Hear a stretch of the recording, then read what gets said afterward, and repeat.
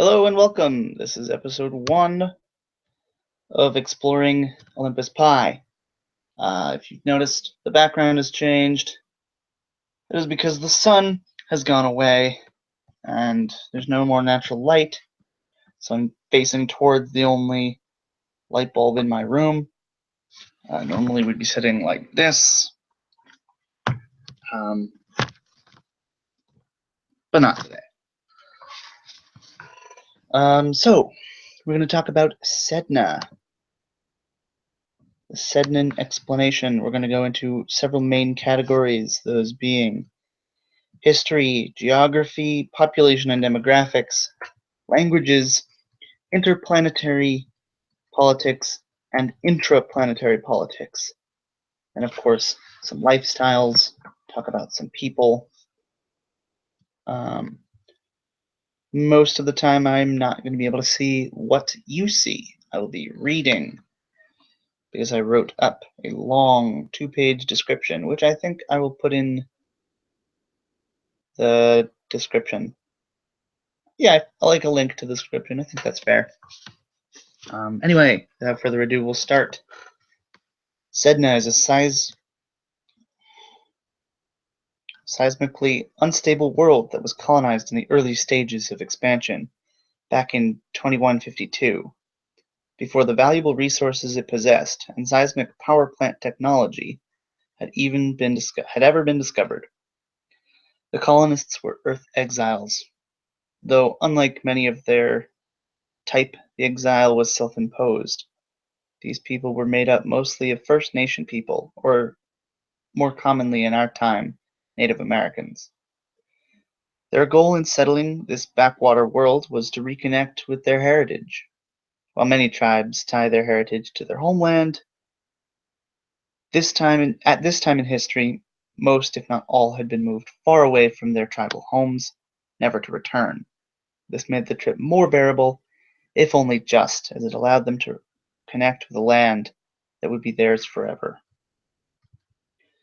When it was learned that plants and animals on Sedna were not only safe to eat, but also had nutritional value to humans, many tribes abandoned the technology that came with them, to help them survive, and became hunter-gatherer tribes like their ancestors. Not all tribes did this, however, and in 5386, the tribes that did not, and those that did, clashed over mining rights. This was after the discovery of metadimensional extraversion syndrome, known commonly as MES.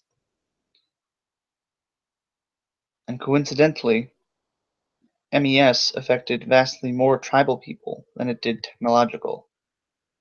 War was likely, and both sides knew it. But neither side knew who would win. So, before the fighting began, they created a new world government that took representatives from both sides into every branch. This created a melding of their culture, a melding that persists even to this day in art, politics, and military. For the next 200 years, the Council of the Joint Peoples reigned. Most of the land was made into conservation land to keep their planet beautiful and lush. And resource mining had been limited to only very specific areas of the globe. And while many policies still remain intact, the government fell overnight in 2665 when the Scream fell upon them. Post-Scream, there was disorder, chaos, and anarchy. Each region of the globe separated itself from its neighbors and became its own self-run government. Rulers of conservation land began harvesting so as to raise armies and credits to pay them. They fought for years until one man, and I apologize if I pronounce this incorrectly, Akisiak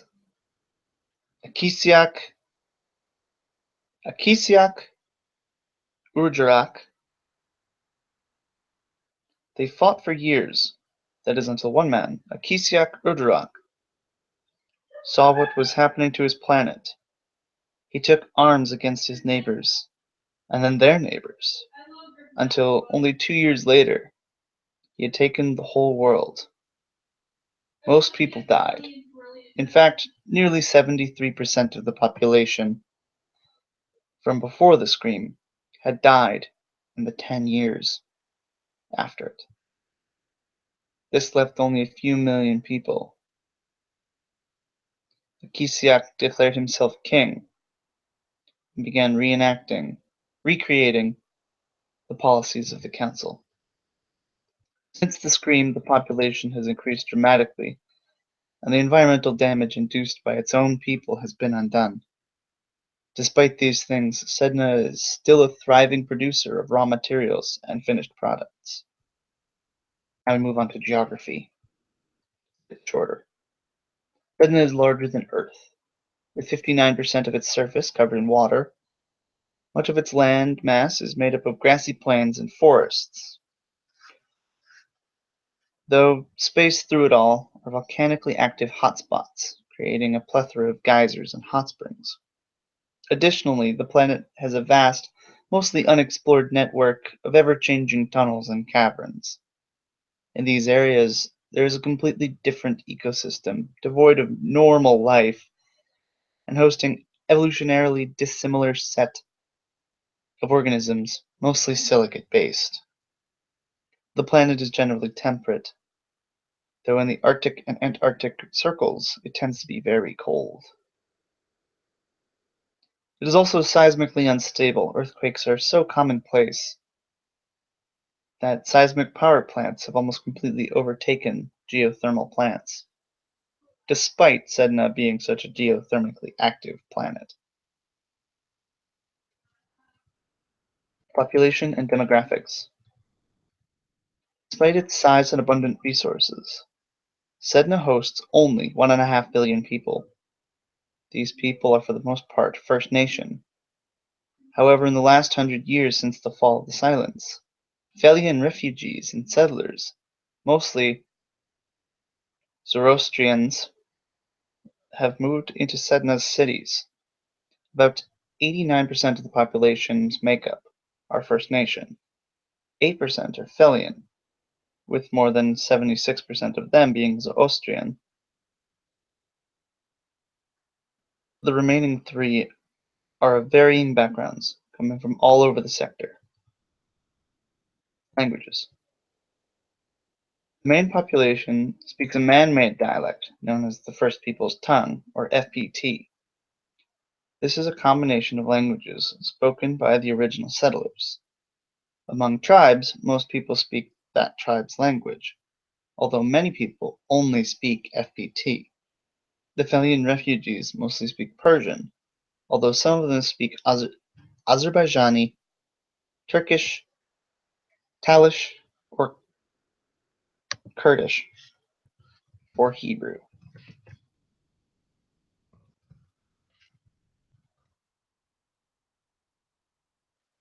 Intraplanetary politics.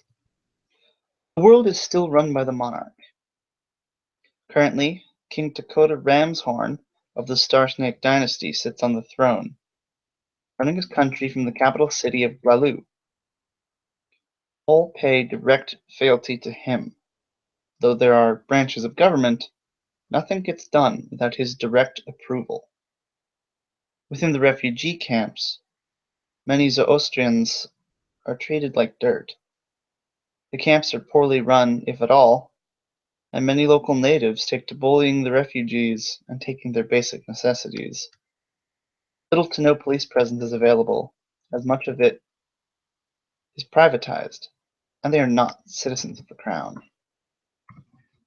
Intraplanetary politics. Now, interplanetary politics. Apparently, I mix them up a lot. Sedna sits in the southeastern corner of the sector. I should probably show you a map. That sounds like a good idea. Hold on. This has actually been a pretty short video, so I think I will take the time to show you a map.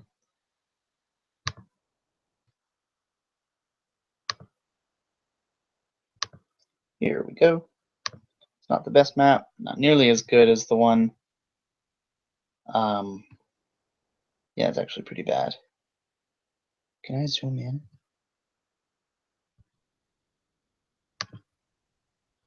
Apparently not. Ooh, I can just do my whole screen. Yep, cool. There. Alright, yeah. Fuck. Now I can't. Alright, well, we're talking about this area.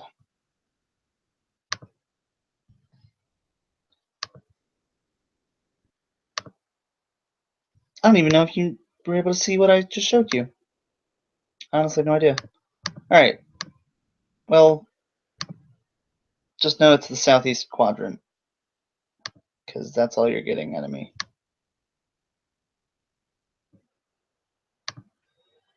Sedna sits in the southeast corner of the sector, within the new Titan system.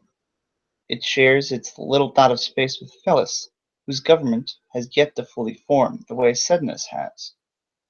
This has given Sedna a chance to prosper without any direct competition for resources. It has managed to take control. Fuck, I totally messed up. Without any direct competition for resources, it has managed to take and control all that it can. New Titan has 3 direct neighbors: Caesar, Vorta, and Kantia.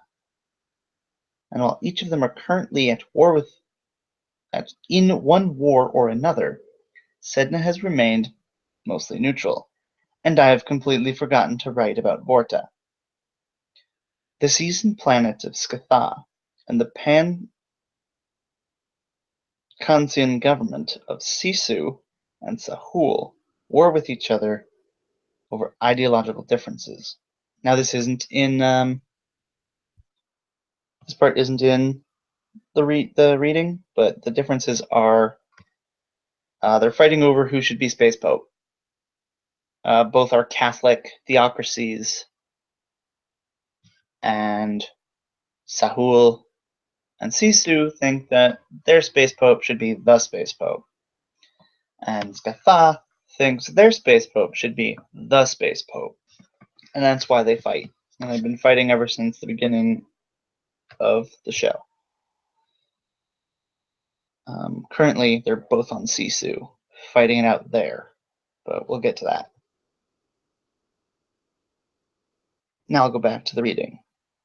After briefly aligning themselves with Skatha in the conflict, Sedna now finds that the Skathan government has completely abandoned their homeworld in favor of fighting the war. Sedna has yet to claim it officially, however paperwork is being drawn up as we speak.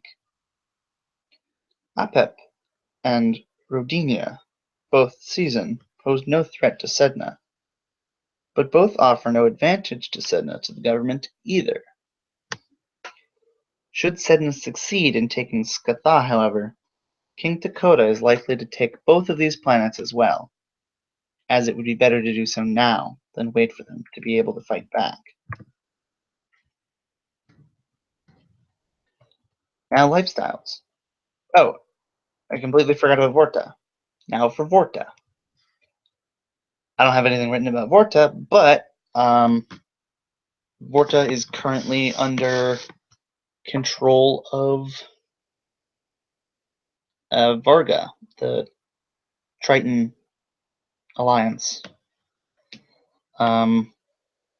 They're formerly imperial, and Varga has no interest in fighting a war against Sedna at the moment. That being said, they have taken a lot of precautionary measures and closed down their borders. Well, not really. No, they didn't close down their borders. What did they do? Oh right, they shut down religious tours. So in Vorta is the first jump gate, in the sector, which means most, if not all, people, their ancestors came through this jump gate. Obviously, the Sednans and the Felians probably didn't. And the Felians might have. The Sednans didn't.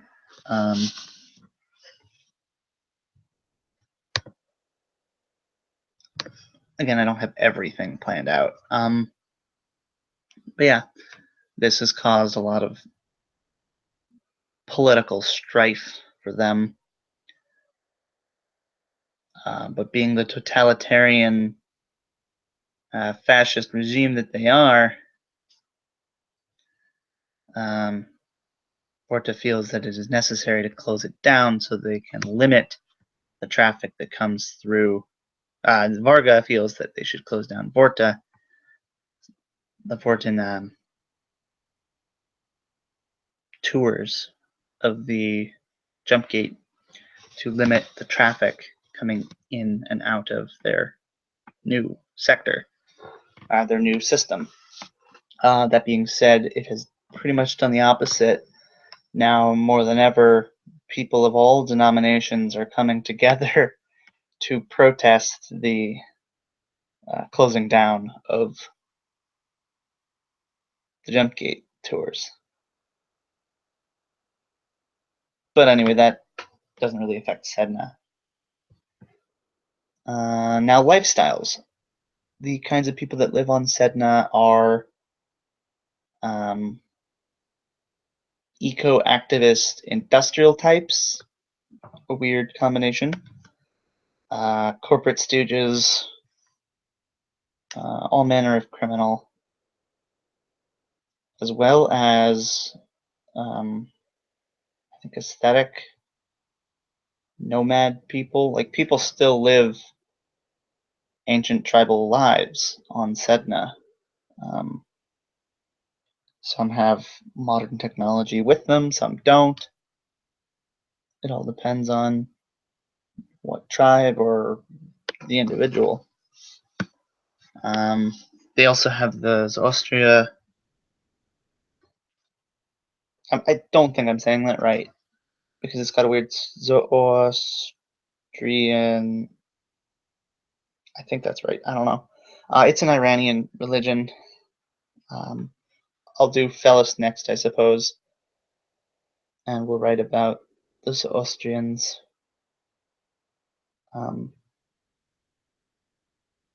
Yeah, there's the refugees. Notable characters of each type. Friedrich Ukalak is a native First Peoples citizen. I don't know what tribe he's from, but he was in the military. He's very loyal to his king.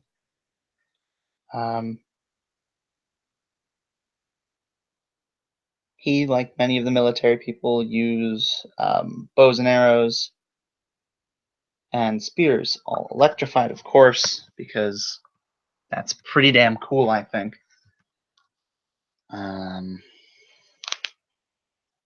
Oh, cowboys live there because, of course, cowboys live there. There are deserts, and it's great, and grassy fields. Bikers, we met a couple of them. Josie Jones is an Austrian. She's from Fellis, but was born here on Sedna. And she was abandoned, so she doesn't actually speak Persian. She speaks First People's tongue. Another kind of person is the colonist, who like Ulf Cameron. He's Sauri. Sauris or Saurian? I think he's Sauris. He's from Sauri Minor. Yeah, he's Sauris.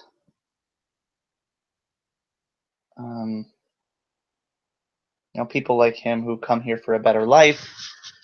far away from everything else.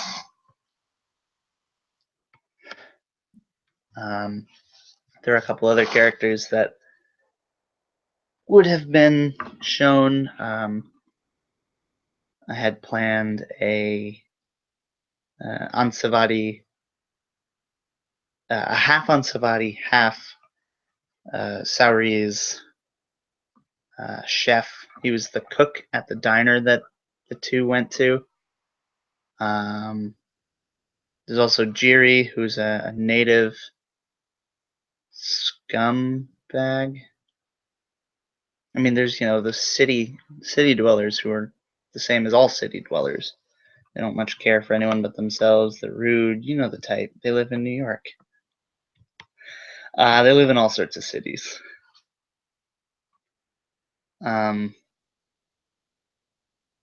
Just to give you a general feel, I didn't really plan this part out. I think that's my video. It's pretty short, I think, probably less than 20 minutes. See you in the next one.